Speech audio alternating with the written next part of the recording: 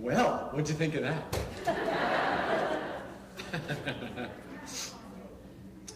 Well, there's a lot of different issues in our lives, in our marriages, aren't there? A lot of different challenges and things. And we're just going to, those are the three, if you've ever studied at all, those are the three main topics that are challenges within marriage relationships and so forth. And we're going to kind of go from the biblical standpoint instead of these worldly common standpoints of things. And hopefully you all know this, Dan and Nellie, they are our youth pastors. Chris and Samantha Day, and she's our children's pastor. This is my wife. And so we're just going to hit those same topics, but from a biblical standpoint, and see how God has designed us and what we can do to make changes in our own personal relationships, especially in our marriage, to let Him bless these things and our marriages continue to increase and prosper and really enjoy Him. So go ahead, you guys. Well, I'll start when Dan and I first got married. I don't think you're on.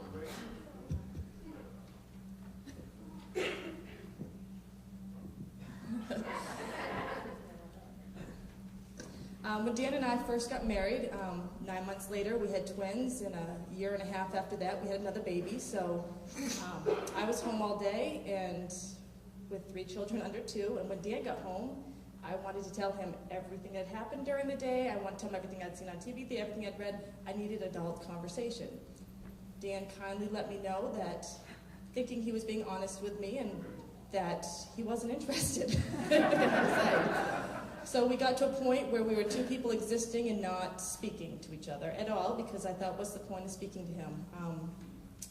Then we had our 4th child, Nicholas, and he was a very good baby. He didn't really cry or make a lot of noise, and about 3 months old, he started getting sick a lot.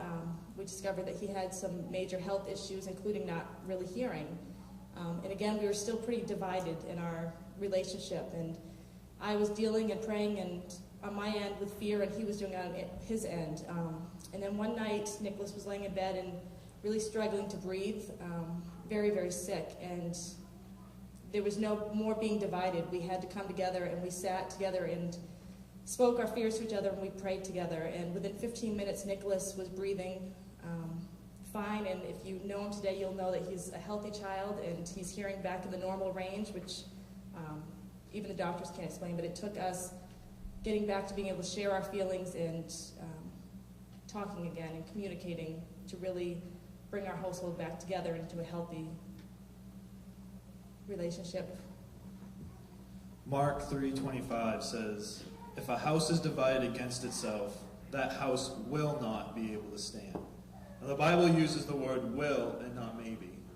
So that's an absolute. If the house is divided, it will not stand. That shows me the importance of being like-minded with a spouse or with a parent or with a sibling, whatever it is inside that house. You need to be on the same page. Even if it's you have that discussion and you just don't really agree, but yet you settle on kind of a compromise. I know that's a hard word to say, especially if you're like me, and compromising means you just go with what I want to do. But if there's a compromise, at least you're on the same page, and you're able to talk things out, you're able to move forward. If you never talk things out, you never have that conversation with a spouse, a sister, whoever it is, maybe it's just a friend, you can't move forward. You're stuck right where you are. And as we were going through, I had a couple of tips for when you're trying to communicate, because I really, coming from a family where we have 2 totally different backgrounds. Her family came from the background of no news is good news. They just didn't talk to each other. It was very, for me, weird, because my family was the exact opposite. We talked all the time. We loved you to death and we hated you to death. So we had some really good fights in our house, but at least we were talking. At least that's how I felt. So that's kind of, with the 2 complete different backgrounds that we had, it was hard for us to come together and be on the same page. Some tips that I did learn is, 1, you need to listen and be slow to speak. Number 2, no harsh or hateful words while you're talking.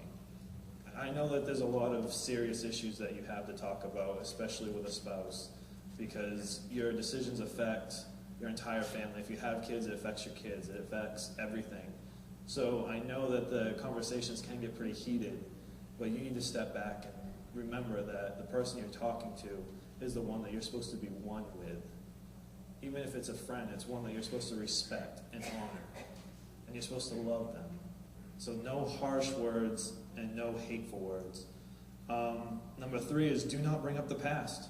Just deal with today. Do not keep bringing up the past and past things that somebody has done and say, hey, look, you did this to me 3 years ago, so I'm still mad about it. Let that one go and deal with today. Otherwise, you'll never move forward. You're not even living in today. You're living in the past. And you need to be healed and move forward.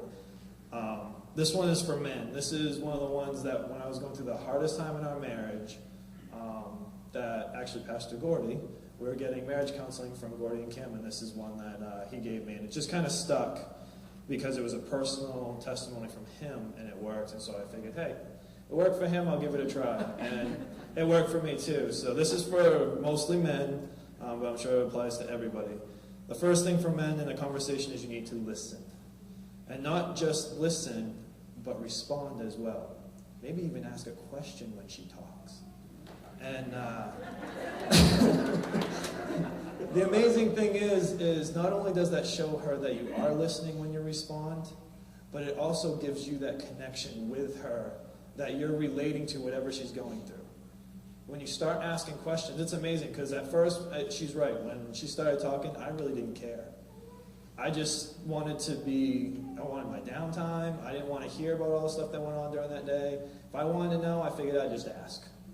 And she needed to get it out. I was the only adult contact that she had for, 12 hours, something like that. And so she wanted somebody to talk to. And I thought I was being good by being honest and saying, hey, I don't want to hear it right now. And apparently that was the wrong position to take. So. But it's amazing. The more you ask questions, the more that you allow her to share those things and get those things out, the closer you actually get to what she's talking about, and you actually start to care. You actually start to care what she's talking about. Then you're on the same page. Then the things that are important to her start to be important to you. And it's on the same page, and things run a lot smoother, and decisions are a lot easier. And those long conversations that you used to have over something simple are now short conversations because you already were thinking the same thing anyway. And so to flip the scripture of Mark 3:25, only when a house is united will it stand.